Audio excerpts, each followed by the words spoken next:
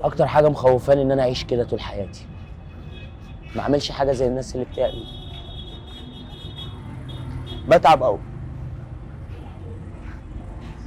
لما اشوف عيل صغير جنب مني نضيف وانا وسخ.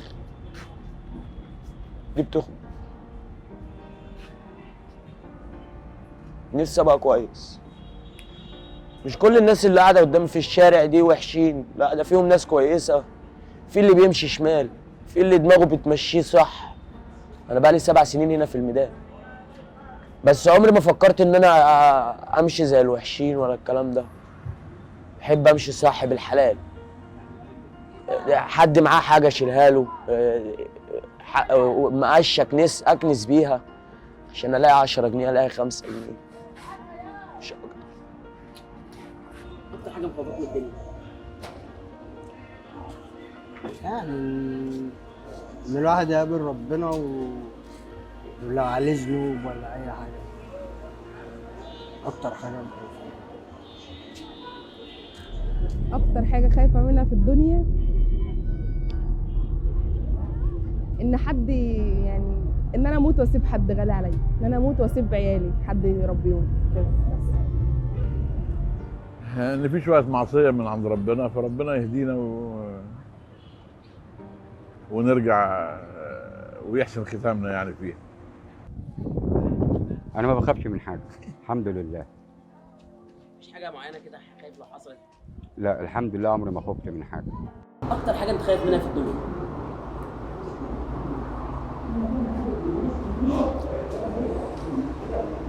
عشان انت كده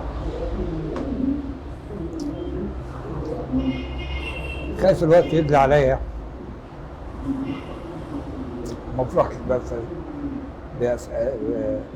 بأفعالي. اكتر حاجه مخوفاك في الدنيا؟ أأمن عيالي، دي أهم حاجة. إن أنت بتأمن بيتك، دي أصعب حاجة في الدنيا. غير يعني ما أصل أنت ما فيش حاجة تانية بعديهم، لازم يتأمنوا ويطلعوا أحسن حاجة في الدنيا ويشوفوا الحلو كله اللي أنا حتى ما شفتهوش. يعني ربنا يبارك لنا في الحج ويبارك لنا في عمره، اللي أنا ما عرفتش أشوفه معاه أوريه لهم هو. ده الطبيعي وده اللي أي حد بيتمناه لأولاده يعني. دايما البني ادم بيخاف من بكره، حتى لو هو سايب على الله وكل حاجه، وهي كل حاجه بتاعت ربنا وكل حاجه بايد ربنا، بس دايما البني ادم بيخاف من بكره لان ما حدش عارف بكره فيه ايه. اني ممكن اظلم حد وما اتقيش ربنا في كل اللي انا بعمله يعني. اكتر حاجه مخوفاك في الحياه؟ بكره. ليه؟ مش ضامن، معرفش ايه اللي هيحصل فيه بكره. معرفش هيجي صعب ولا هيجي زي النهارده ولا هيجي زي امبارح، معرفش. بكره مش بكره مش ما تضمنش بكره هيبقى معاك ال5 جنيه ولا ال10 جنيه اللي هتقدر تسيبها في بيتك ولا لا. ما تضمنش بكره الظروف شكلها ايه، ما تعرفش. اكتر حاجه مخوفاني في الدنيا عماله تضيق والامور عماله تضيق، تمام؟ في اخلاق، في ماده، في معاملتك مع الناس، الدنيا عماله تضيق. احنا خايفين من كده، احنا عايزين الستر برضه. لا انا ما بخافش من حاجه، لان اكتر حاجه تخوف الناس ايه؟ الموت. وانا ما بخافش من الموت. وفي اكتر من الموت. ده اكتر حاجه خايف منها في الدنيا. هو في ناس بتخاف من حكايه الرزق دي، بس ربنا سبحانه وتعالى قال عليها برضو: يا ابن ادم لما لا تخف من فوات الرزق ما دامت خزائني مليئه لا تنفذ. يا ابن ادم ليك علي فريضه ولي عليك ايه؟ يا ابن ادم لي عليك فريضه ولك علي رزق، فان خالفتني في فريضتي لم اخالفك في رزق، فان رضيت بما قسمت لك لأرحت قلبك، وان لم ترضى بما قسمت لك وعزتي وجلالي لأسلطن عليك الدنيا تركض فيها كركض الوحوش في البريه ولا ينالك منها الا ما قسمت لك وكنت عندي مذموما. بل الواحد يرضى باللي ربنا اداهوله هيعيش سعيد. طب بتكسب كل يوم 100,000 جنيه ومش راضي، هتعيش في نكد.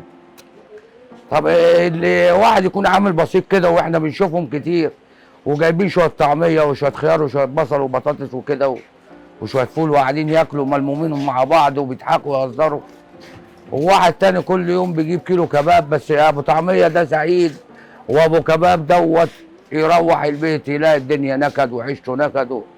فالرضا حلو، البني ادم اما يرضى ربنا بيرضى عليه. اكتر حاجه مخوفاك في الدنيا ايه؟ مخوفاني؟ لا مفيش حاجه بخاف منها.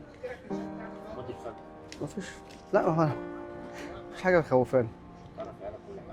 اللي بيجي لك بيبقى قدرك، اللي هيجي لك هيبقى قدرك بقى. اكتر حاجه بقى مخوفاك في الدنيا ايه؟ مفيش حاجه تخوف. ان اموت وانا عاصي ربنا بس. هي دي اكتر لحظه بخاف منها، ويا رب يخرجني منها على خير وما اظلمش حد، لا بقصد ولا بغير قصد، يا رب ان شاء الله. المستقبل يعني، عشان هو الحاجه الوحيده اللي ما بتبقاش باينه يعني. اكتر حاجه مخوفاني في الدنيا